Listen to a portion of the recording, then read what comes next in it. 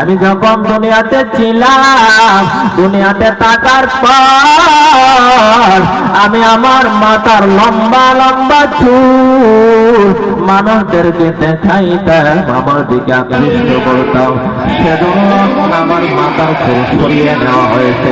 এর পারের কোন আমার শোনো, আজকে দুনিয়াতে সুন্দরীর বড়াই দেখাও, শরীরের বড়াই দেখাও, দুনিয়াতে এমন ভাবে চলেছ, যুবকদেরকে আকৃষ্ট করো তোমার সুন্দরী দেখায়া। আমার আল্লাহ বলেন, হে নবীর উম্মতের দল, আমি আল্লাহ সুন্দর বানাইলাম, ওই সুন্দর বানানোর নিয়ামত আমি আল্লাহর কাছে শুকরিয়া আদায় করবা। আমি আল্লাহ আসমান থেকে জমিনের মধ্যে রহমত বর্ষিত করে তোমার ঘর আলোকিত করতে আমি আল্লাহর একটা সেকেন্ড দেরি হবে না। সুবহানাল্লাহ। ইয়া ইলাহি মুঝসে মুঝকো दूर करो, ताकि देखो मुझ में तुझको एक नजर। या इलाही तू मेरा रहीम है, या इलाही तू मेरा करीम है। أما بعد فأعوذ بالله من الشيطان الرجيم. بسم الله الرحمن الرحيم. كل نفس ذائقة الموت. وقال رسول الله صلى الله عليه وسلم: القبر روضة من رياض الجنة أو حفرة من حفر النار. وقال النبي عليه الصلاة والسلام: اللهم صل على محمد وعلى آل محمد كما صليت على إبراهيم وعلى آل إبراهيم إنك حميد مجيد.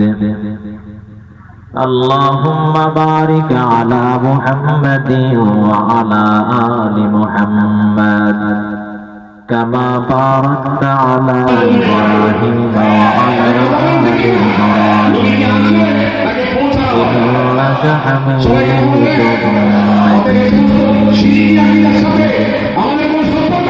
محمد آكار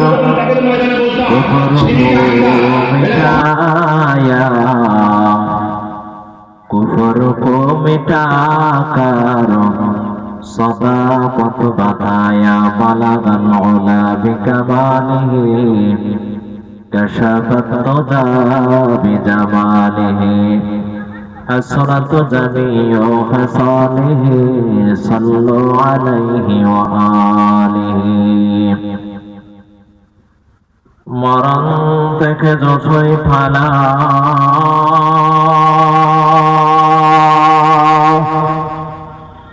মরণ তোমায় লইবে ঘিরে, যদি সদর আকাশ পথে পালাও সেটাই লাগিয়ে সিঁড়ি, নদী পথে নৌকা চালাই কেরে মাঝি ভাই, বেলা ডোবার আগে আমি অপার হতে চাই, ডুবে গেলে ভেলারে সে তো ওঠে না, ভেঙে গেলে মেলারে আর সে তো জমে না। এ দুনিয়া মিশে গলে ভাই শুধু আশার খেলা ঘর, চোখ মুজিলে দেখবে রে মনকে আপন আর কে বাপর, কোথা থেকে আগমন কোথা যেতে হবে রে, কে আনিল কি কারণে জানা নেই ভবেতে। আলহামদুলিল্লাহ মান কদ্দারা খায়রান ওয়া হাবালা الحمد لمن قدر خيرا وقبلا والشكر لمن صور حسنا وجمالا والشكر لمن صور حسنا وجمالا فرد صمد عن صفة الخلق بريء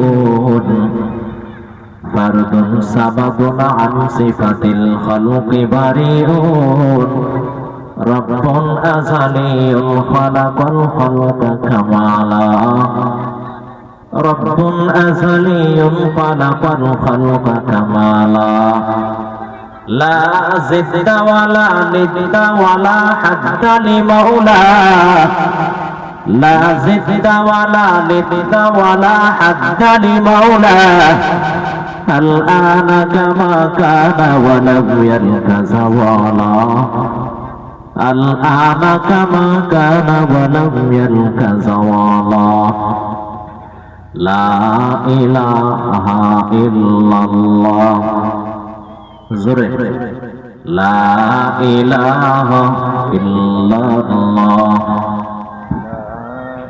لا إله إلا الله لا إله إلا الله لا إله إلا الله لا إله إلا الله لا إله إلا الله لا إله إلا الله لا إله إلا الله لا إله إلا الله حياتر مالك جي الله موتر مالك جي الله لا إله إلا الله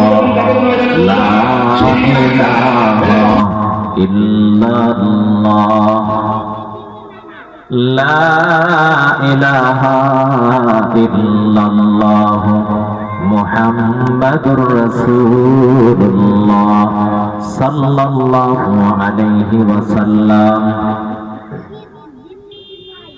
الحمد لله রাগপাশা জামিয়াতুল শাইখ বদরুল আলম তাহফিজুল কোরআন মাদ্রাসার উদ্যোগে দশম বার্ষিক তাফসীরুল কোরআন মহাসম্মেলনের চলমান অধিবেশনের সম্মানিত সভাপতি, বিশেষ অতিথি, প্রধান অতিথি, উপস্থিত মুরব্বিয়ানে কেরাম, আমার কলিজার টুকরো যুবক ভাই সব, বাড়ি ঘরের পর্দানিশী মা ও বোন,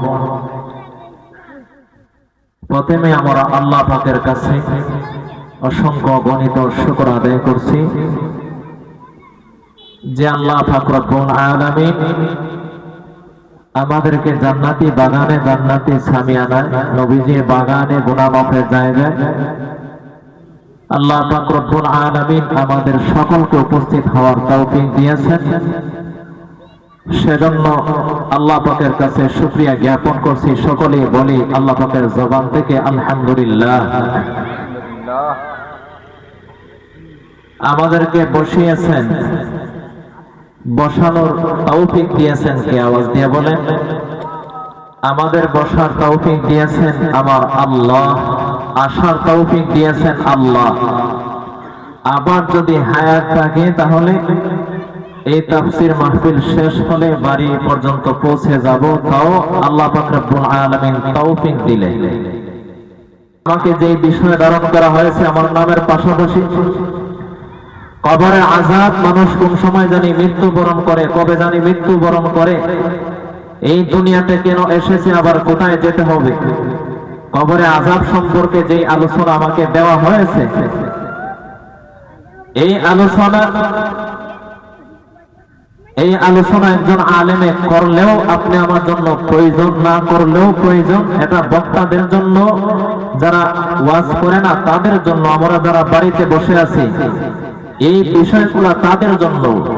যদিও মাহফিলে না আসেন তবু আপনাদের জন্য এই বিষয় কবরে আযাব। কারণ আপনি বাড়িতে বসে আছেন, আপনাকে আজরাইল ধরবে না যে এমন না। আপনি আমি মাহফিলে চলে এসেছি, আজরাইল যে আপনি আমাকে ধরবে না এমন না। আমরা যারা দোকানপাটে সময় নষ্ট করতেছি, আমাদের কাছে যে আজরাইল যাবে না এমন না। ঠান্ডা দিন ঘরে বসে থাকলে আজরাইল আপনি আমার কাছে আসবো না, বিষয়টা এমন। ঠান্ডার জন্য কি, ঠান্ডার মধ্যে কি মানুষ মৃত্যুবরণ করতেছে না?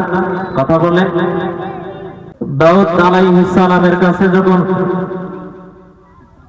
আজরাইল আলাইহিস সালাম উপস্থিত হয়ে গেলেন, এমনি দাউদ আলাইহিস সালাম বলতেছেন, কে তুমি? তুমি কি চাও আমার কাছে? সুবহানাল্লাহ বলবেন না? দাউদ আলাইহিস সালাম বলতেছেন, আজরাইল আলাইহিস সালাম বলতেছেন, আমি হলাম সেই লোক যাকে দুনিয়ার কোনো শক্তি আমাকে ঠেকাতে পারবে না। আমি হলাম সেই লোক যাকে আমার আল্লাহ পাক রব্বুল আলামিন আমাকে স্বয়ং নিজেই পাঠিয়েছেন তোমার জান নেওয়ার জন্য। সুবহানাল্লাহ। দাউদ আলাইহিস সালাম বলতেছেন, তাহলে তুমি কি আজরাইল? বলতেছেন হ্যাঁ। বলতেছেন দাউদ আলাইহিস সালাম, হে আজরাইল, আমি তো প্রস্তুত না। তুমি যে এসেছো আমার জান নেওয়ার জন্য, আমি তো প্রস্তুত না। আজরাইল আলাইহিস সালাম বলতেছেন, দাউদ আলাইহিস সালাম, তোমার যে বন্ধু একজন ছিল, ওই বন্ধু কোথায়? বলতেছেন, সে তো অন্ধকার কবরে চলে গেছে। আজরাইল আলাইহিস সালাম বলতেছেন, দাউদ আলাইহিস সালাম, তোমার বন্ধুরও যেমন প্রস্তুত ছিল না, মৃত্যুর সময় এসে গেছে, ঠিক তেমনি ভাবে পৃথিবীর কোনো মানুষ জানবে না, বুঝবে না, অপ্রস্তুত থাকা অবস্থায় অথবা প্রস্তুত না থাকা অবস্থায় আমি আজরাইল আলাইহিস সালাম চলে আসবো, যখন আল্লাহ পাক রব্বুল আলামিন আমাকে হুকুম করবেন। সুবহানাল্লাহ।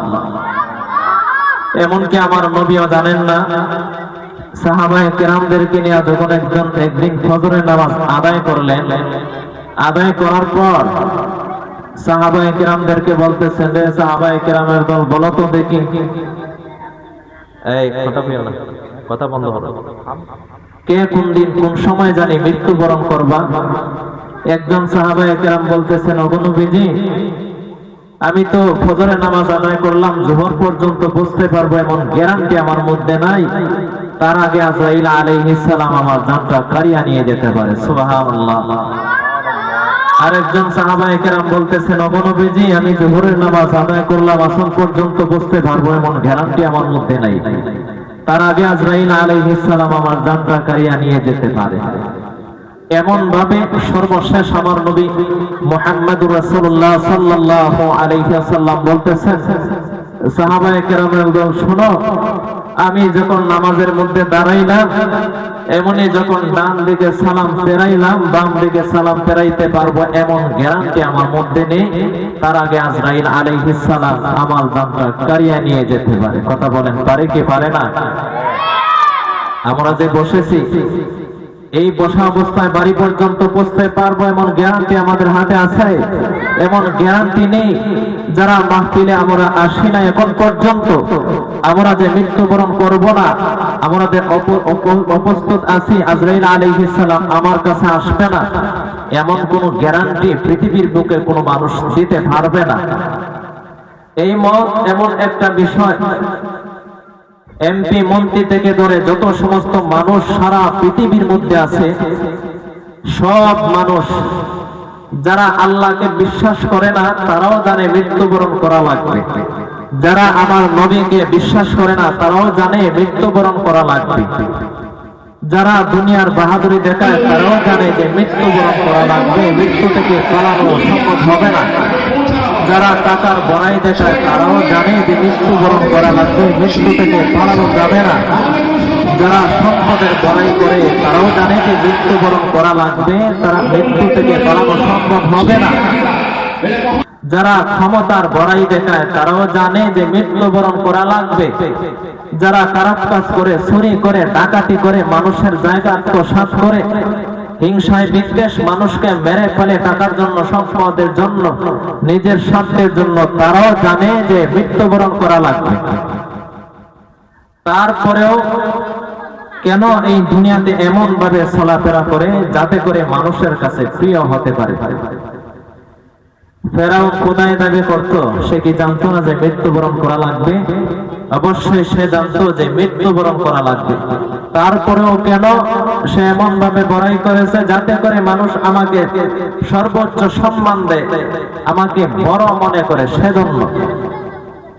আল্লাহ পাক রব্বুল আলামিন বলেন, পৃথিবীর মানুষ সকল আমি আল্লাহ পবিত্র কুরআন শরীফের আয়াতের মাধ্যমে আমি আল্লাহ জানিয়ে দিতেছি, কুল্লু নাফসিন যায়িকাতুল মাউত, প্রত্যেক প্রাণী মৃত্যুর স্বাদ গ্রহণ। ওয়া আন্নাকুম ইলাইনা লা তুরজাউন।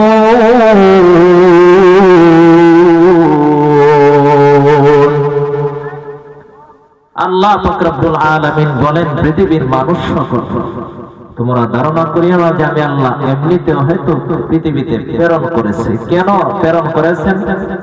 আল্লাহ পাক অন্য আয়াতে বলতেছেন, ওয়ামা খালাকুতুল জিন্না ওয়াল ইনসা ইল্লা লিয়াবুদুন।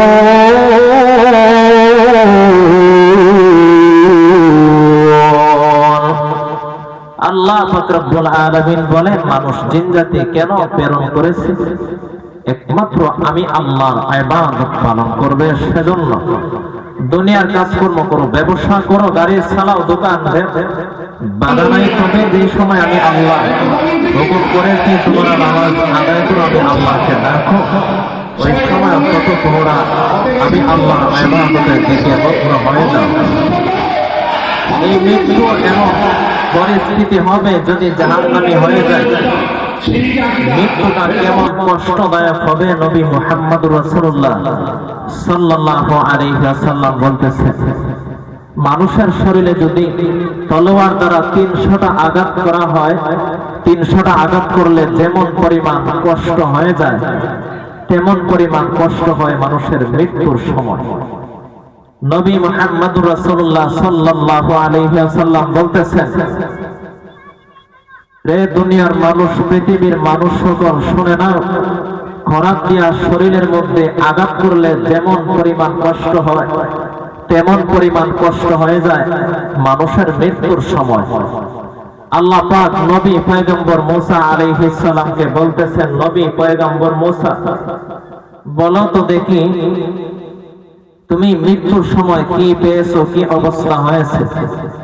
নবী মুহাম্মদ, নবী পয়গম্বর মুসা আলাইহিস সালাম আল্লাহ পাকের কাছে বলতেছেন, আল্লাহ ও দয়াল আল্লাহ, মৃত্যুর কষ্ট এই পরিমাণ পেয়েছি আমি, জিন্দা চড়ুই পাখিকে যেমন আগুনের মধ্যে ফেলে দেওয়া হয়, আগুনের মধ্যে ফেলে দেওয়ার পর ওই জিন্দা চড়ুই পাখিটা মৃত্যুবরণ করতেও পারে না, বাঁচতেও পারে না, যেমন করে কষ্ট হয় মানুষের মৃত্যুর সময় সেই পরিমাণ কষ্ট হয়ে যায়। এর নবীর উম্মতের দল, ও রাগো ভাষার এলাকার যুবক ভাই, বৃদ্ধ বাবা, দিলের কানটা দিয়া শোনা, মৃত্যু এমন পরিমাণ কষ্ট হয়, পৃথিবীর কোন মানুষ যদি জানতো, বুঝতে পারতো, ওই সমস্ত মানুষ ভালো কাজ ছাড়া খারাপ কাজের দিকে লিপ্ত হয়ে যাইত না। এর নবীর উম্মতের দল, মৃত্যু কেমন জানি কষ্ট হয়ে যায়। আজরাইল আলাইহিস সালাম যখন আপনি আমার কাছে চলে আসবে, আজরাইল আসার পর আপনি আমার কাছে এমন ভয়ঙ্কর রূপ ধারণ করবে, ওই অবস্থা যদি আমি দেখতাম, দুনিয়াতে আমি আল্লাহ দেওয়া পাঁচ ওয়াক্ত নামাজ ছাড়তাম না, ভালো কাজ ছাড়তাম না। ও মুসলমান ইমানদার আল্লাহর গোলাম, আল্লাহ পাক রব্বুল আলামিন বলেন, মৃত্যুর কেমন জানি কষ্ট হয়, মৃত্যুর কষ্টর সময় দুনিয়ার মানুষ যদি বুঝতে পারতো, ওই সমস্ত মানুষগুলা একমাত্র আল্লাহ পাকের ইবাদত পালন করত। আল্লাহ বলবেন কাল কিয়ামতের কঠিন ময়দানে, ইয়াউমাইদিন তুরাদুনা লা তাখফা মিনকুম খাইফা, যেদিন উপস্থিত করা হবে কাল কিয়ামতের কঠিন ময়দানে, ওই সময় গোপন থাকবে না। যারা আল্লাহ পাকের ইবাদত পালন করে না তাদের অবস্থাও উন্মোচন হয়ে যাবে, যারা নামাজ পড়বে না তাদের অবস্থাও উন্মোচন হয়ে যাইবে। এই তাফসীরের মধ্যে যারা উপস্থিত হবে না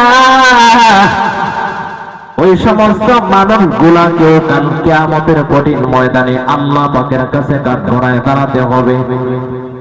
কেন দাঁড়াতে হবে জানেন? আল্লাহ পাক রব্বুল আলামিন বলবেন, পৃথিবীর মানুষ একটু ভালো না। এর আগে বসা 2 দিন ব্যাপী তাফসীরুল কোরআন মাহফিল আয়োজিত হয়েছে। আয়োজন করার পর আমি আল্লাহ দেওয়া হুকুম তারা বলেছে 5 ওয়াক্ত নামাজ পড়বা তাফসীর মাহফিলের মধ্যে। কাল কিয়ামতের কঠিন ময়দানে সামান্য নেকি নিয়েও যাওয়ার মতো তৌফিক হবে না যদি আপনি আমি এই তাফসীরের মধ্যে উপস্থিত হই। কাল কিয়ামতের কঠিন ময়দানে ফেরেশতারা বলবেন, ওগো আল্লাহ, ওই সমস্ত মানুষগুলো তাদের তো আমল নাই, তবে একটু সামান্য পরিমাণ আমল আছে, তা কি? আল্লাহ পাকের কাছে বলবেন ফেরেশতারা, ওগো আল্লাহ, ওই জায়গার মধ্যে তাফসীরের আয়োজন করা হয়েছে, হওয়ার পর আপনাকে পাওয়ার জন্য, জান্নাত পাওয়ার জন্য, জাহান্নামের আগুন থেকে মুক্তি পাওয়ার জন্য এই মাহফিলের মধ্যে উপস্থিত হয়েছে। আল্লাহ পাক বলবেন, ফেরেশতার দল তোমরা সাক্ষ্য থাকো, এই তাফসীরে উপস্থিত হওয়ার কারণ এই সামান্যটুকু আমল করেছে যেহেতু, আমি আল্লাহ তার পিছনের জিন্দেগির সমস্ত গুনাহ ক্ষমা করিয়া আমি আল্লাহ তার ঠিকানা দিয়া দেব। সুবহানাল্লাহ।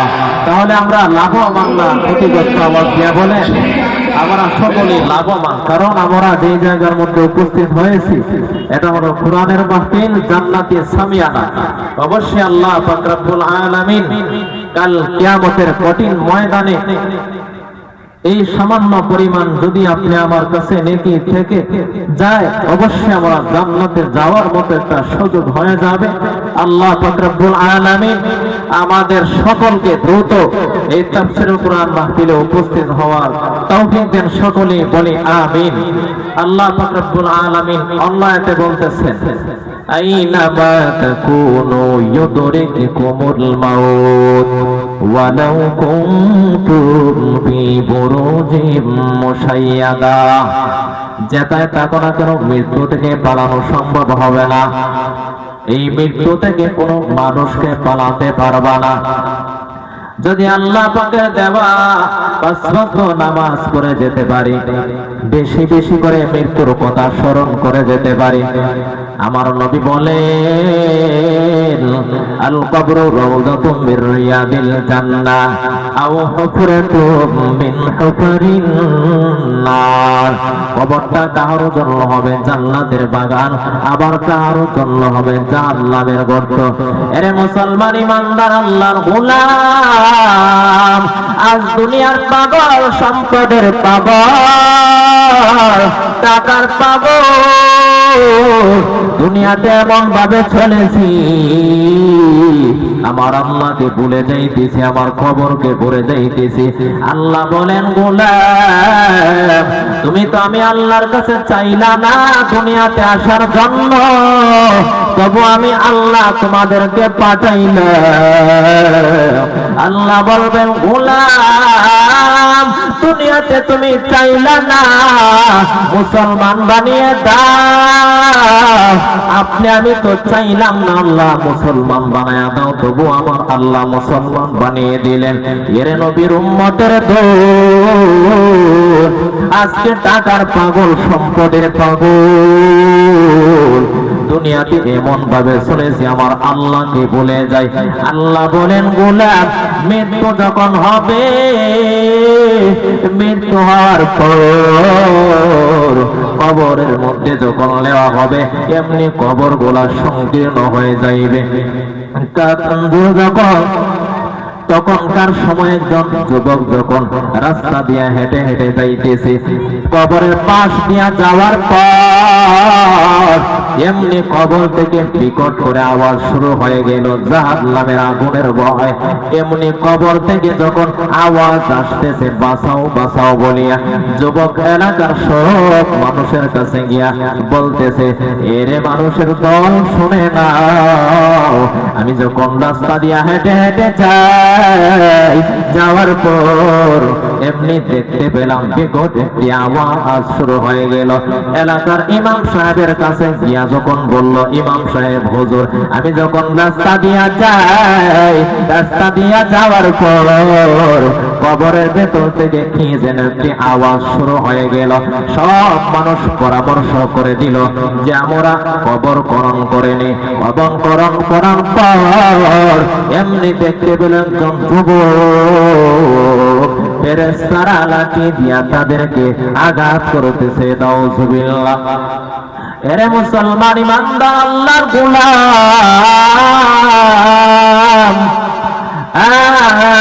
কেমন করে কষ্ট হয় কবরের মধ্যে যখন এমন আওয়াজ এসে গেল। এমনি যুবক বলতেছে, তোমরা আমার কাছ থেকে চলে যাও, কেন জানো আমাকে কষ্ট দেওয়া হইতেছে। আমি দুনিয়াতে আল্লাহ দেওয়ার নামাজ আদায় করতাম না, আমি ভালো কাজ করতাম না, গান বাজনার দিকে দৌড়াইতাম, সেজন্য আমাকে এমন ভাবে কষ্ট দেওয়া হইতেছে। এমন ভাবে যখন অন্য রাস্তা দিয়া যখন যুবক ভাই চলে যায়, যাওয়ার পর এমনি দেখতে পেল কবর থেকে কে যেন ডাকতেছে আমাকে, বাঁচাও বাঁচাও বলিয়া ডাকতেছে। যখন সময় উপস্থিত সব মানুষ, যখন সময় তারা বলতেছে কে যেন কবর থেকে ডাকতেছে, বাঁচাও বাঁচাও বলিয়া, এমনি যখন একজন মহিলা ভেতর থেকে আওয়াজ শুরু হয়ে গেল। ওই মহিলা বলতেছে, যুবক ভাই আমাকে কাপড় দিয়া দাও, ওই কাপড় পরিধান করে আমি ঘর পর্যন্ত পৌঁছে যাব, কারণ আমার শরীরের মধ্যে কাপড় নাই। এলাকার সব মানুষ যখন বলতেছে, প্রাণের দুনিয়াতে টাকার পর তোমার শরীরের মধ্যে তো কাপড় ছিল, এখন কাপড় নাই, তার কারণ কি? এমনই প্রাণের বোন বলতেছে, এলাকার মানুষ,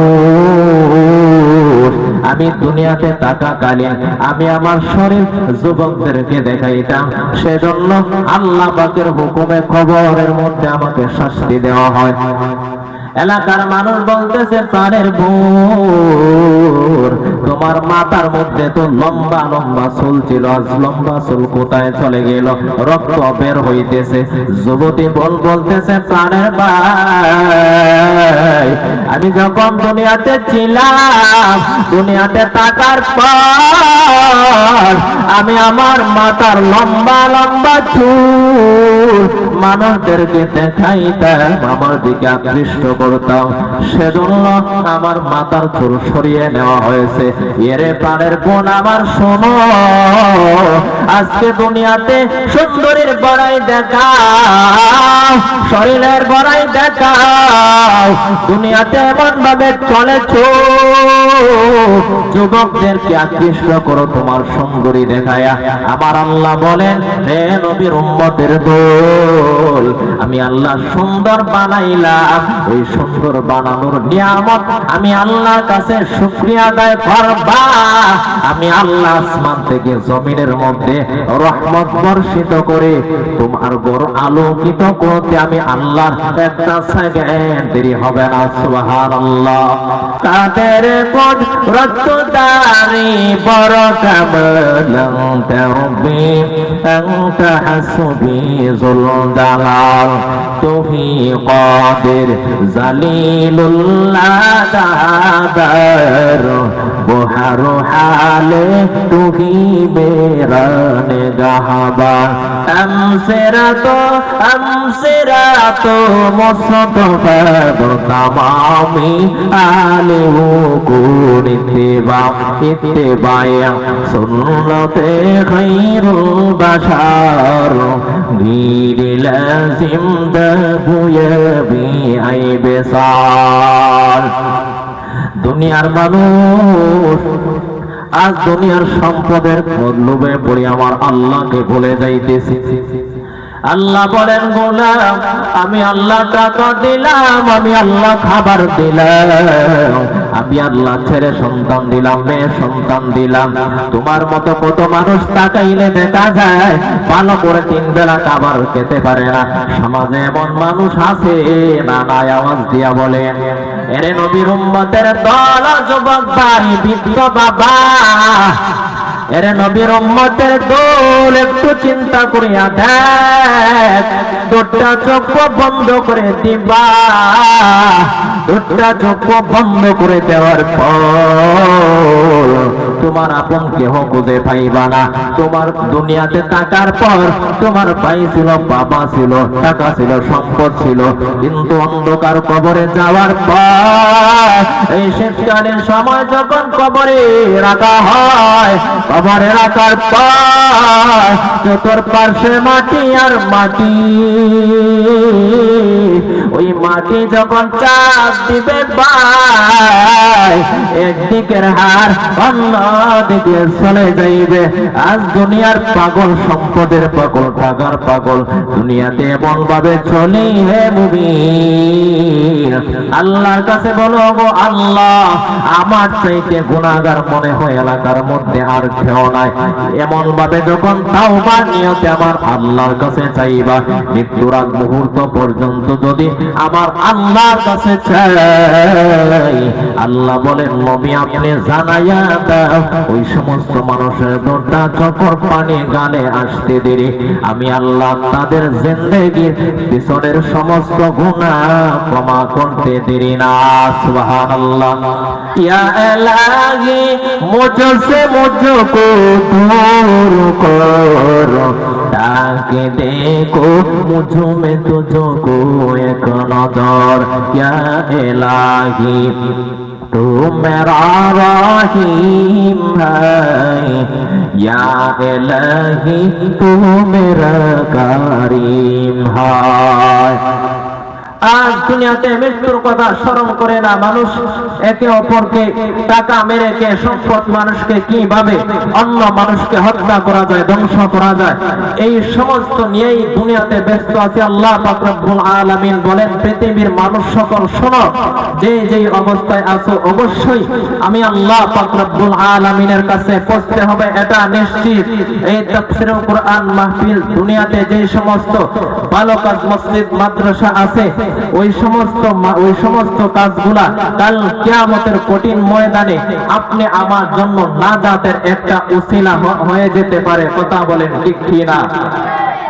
আজ তাকাইলে দেখা যায় কত মানুষ এই তাফসীর নিয়ে সমালোচনা, তাফসীর মাহফিল নিয়ে সমালোচনা, কেমন করে মসজিদ মাদ্রাসাকে ধ্বংস করে দেওয়া যায়, কেমন করে ইসলামিক আয়োজন তাফসীরকে ধ্বংস করা যায়, মুসলমানদেরকে দুর্বল করা যায়। আপনি আমি বলবো আল্লাহ পাক রব্বুল আলামিন দুনিয়াতে একবার পাঠিয়েছেন ওই সমস্ত মানুষের মতো বেঁচে থাকো যেই সমস্ত মানুষ উসমান হাদির মতো সে জীবনের ভয় করে নাই, সে বুঝেছে আমি অবশ্যই আল্লাহ পাকের কাছে একদিন যেতে হবে, তবে কোন বেঈমান নাস্তিক মুরতাদ তাদের কাছে মাথা নত করে যেতে পারবো না।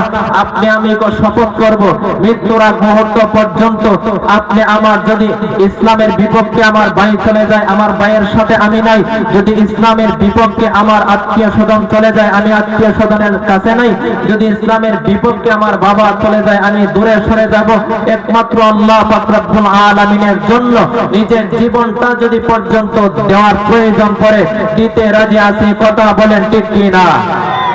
নারে তাকবীর, দ্বীন ইসলাম, রাগবাসা তাফসীরুল কুরআন মহা সম্মেলন, নারে তাকবীর। আল্লাহ পাক সকলকে কবুল করেন, সকলে বলি আমিন। আল্লাহ পাক রব্বুল আলামিন বলেন পৃথিবীর মানুষ সকল আমি আল্লাহ পাক রব্বুল আলামিন তোমাদেরকে এই দুনিয়াতে প্রেরণ করেছি, অবশ্যই আমি আল্লাহ পাক রব্বুল আলামিনের কাছে আসতে হবে তা নিশ্চিত। তবে আমি আল্লাহ পাক রব্বুল আলামিন যা আদেশ করেছি তোমরা মেনে আমি আল্লাহর কাছে চলে আসো। কারণ এই দুনিয়াতে আমি আল্লাহ পাক রব্বুল আলামিনের কাছে যখন তোমরা আমি আল্লাহর ইবাদত পালন করবা, এই দুনিয়ার সব কিছু তোমার পেছন ফেলে দেব। ওই সমস্ত আউলিয়া কেরাম, ওলামায়ে কেরাম, তাদের দিকে তাকিয়ে দেখেন, তারা আল্লাহ পাকের পাগল, এই দুনিয়া তাদের পাগল। কথা বলেন ঠিক কিনা? আল্লাহ পাক রব্বুল আলামিন অন্য আয়াতে বলতেছেন, পৃথিবীর মানুষ সকল আমি আল্লাহ জানি তোমরা তো ইবলিস শয়তানের দোকায় পড়িয়া আমি আল্লাহর ইবাদত পালন করতেছো না। অবশ্যই আমি আল্লাহ জানি তোমরা একদিন বুঝে যাইবে আল্লাহ আপনি ছাড়া কোনো উপায় নাই, আল্লাহ ছাড়া উপায় নাই, আপনি আমি সকলে জানি। তবে ইবলিস শয়তান মৃত্যুর আগ মুহূর্ত পর্যন্ত আপনি আমাকে বাধা দিতে থাকবে, যাতে করে আমরা আল্লাহ পাকের ইবাদত থেকে দূরে সরে যাই। আল্লাহ পাক রব্বুল আলামিন বলেন তোমার মৃত্যুর আগ মুহূর্ত পর্যন্ত এই ইবলিস শয়তান থাকবে। তবে আল্লাহ পাক আবার নবীজিকে জানায় দেন, নবী আপনি বলে দাও তারা যেন আমি আল্লাহর রহমত থেকে নৈরাশ না হয়, কারণ আমি আল্লাহর দয়া রহমত অধিক বড়। আমি আল্লাহর কাছে যদি কোনো মানুষ 100 বার চায় তবু আমি আল্লাহ পাক রব্বুল আলামিন তাদের ডাকে সাড়া দিব। আপনি আমি যখন বাবার কাছে একবার কোনো একটা জিনিসের জন্য চাই, 2 বার 3 বার চাই, বাবা ফিরিয়ে দেয়, মা ফিরিয়ে দেয়, আত্মীয় স্বজন ফিরিয়ে দেয়, মেম্বারের কাছে যাই, মেম্বার ফিরিয়ে দিব। আল্লাহ পাক রব্বুল আলামিন বলেন পৃথিবীর মানুষ সকল আমি আল্লাহর কাছে রাত্র 3টা 4টা 5টার সময় যদি চাও, ওই সময় আমি আল্লাহ পাক রব্বুল আলামিন তোমাদের চাওয়া পূরণ করিয়া দিব। সুবহানাল্লাহ। قل يا عبادي الذين أسرفوا على أنفسهم لا تقنطوا من رحمة الله إن الله يغفر الذنوب جميعا إنه هو الغفور